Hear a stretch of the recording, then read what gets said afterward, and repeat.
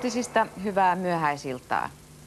Viime yönä uponneen autolautta Estonian matkustajien pelastamiseen osallistuneet Silja Sinfonia, Viking Isabella palasivat illalla Helsinkiin mukanaan 36 eloon jäänyttä hyväkuntoista matkustajaa. Lääkärin tutkimusten jälkeen kaikki pääsivät palaamaan koteihinsa.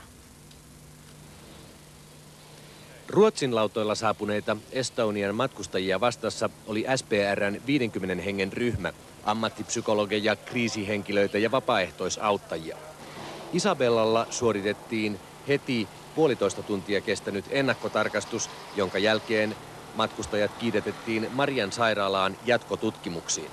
Ruhjeiden ja paleltumisvammojen ohella matkustajissa ei havaittu vakavampia vikoja, mahdollisia psyykkisiä seuraamuksia lukuun ottamatta.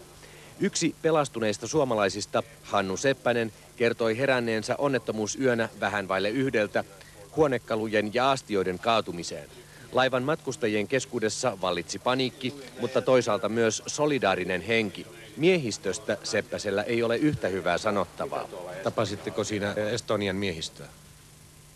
Yhden venäläisen miehen, joka oli sitten samassa lautassakin kuin minä. Häneltä yritin vähän kysellä, että mitä tehtää, mutta se nosteli hartioita vaan, että ei se tiennyt itsekään oikein. Se kahteli epätoivon näköisenä vähän. Ja miten pääsit pois? No mä kiipesin sitä 7. Siinä oli yksi ruotsalainen mies 40, joka hyvin neuvoi kaikille, että mitä tehdä, rauhoitti porukkaa. Että siinä oli monet lähdössä väärään suuntaan, mutta se tosiaan auttoi hirveästi. Kiivettiin 7.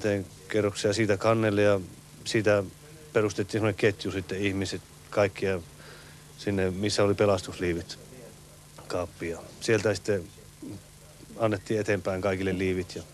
Syntyykö siellä laivalla paniikkia? Siellä oli jo kieltämättä 6. kerroksessa, siinä oli paniikki, kun se kallistui niin kuin 3. kerran. Silloin lenti siis ihmiset, ne meni päällä pitkin seiniä. Ne, yksikin tyttö siinä, niin se oli tosi pahasti lenti. Ja se oli kannella verta ihan täynnä. 5-10 hävisi siinä pelastusvaiheessa, kun siinä jouduttiin vaihtamaan lauttaa niin monesti, että käytiin välillä meressä, niin siinä loppui voimat monelta. Niin heti 1 jälkeen siihen lauttaan päästiin ja sitten 7 aikana nosti meidät Isabella. Onnettomuuden syistä on päivän mittaan esitetty erilaisia arveluja. Todennäköisimmältä näyttää tällä hetkellä se, että laivan keulaporttia ei saatu yöllä suljetuksi. Silminnäkijälausunnon mukaan avonaisesta keulaluukusta oli syöksynyt vettä laivan autokannelle, minkä vuoksi laiva menetti myrskyssä tasapainonsa.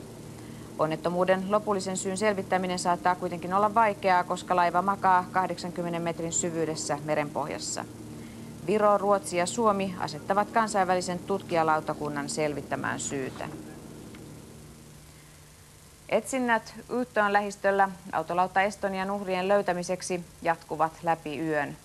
Iltayön viimeisinä tunteina on havaittu pelastusliivien varassa pintaan nousseita ruumiita. Päivän aikana on esiintynyt hieman vaihtelevia tietoja uhrien ja pelastuneiden määristä.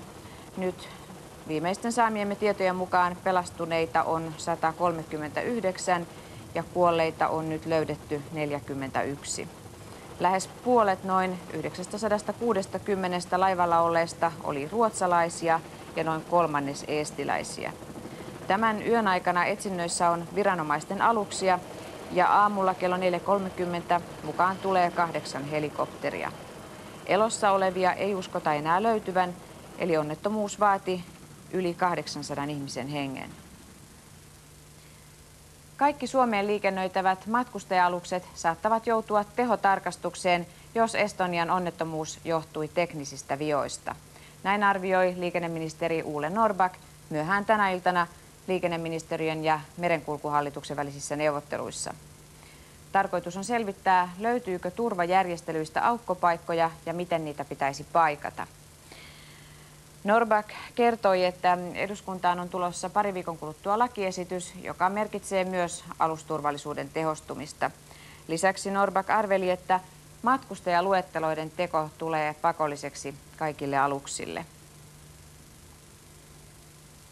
Ja uutisia seuraavan kerran tällä kanavalla aamu 6:00. Näkemiin.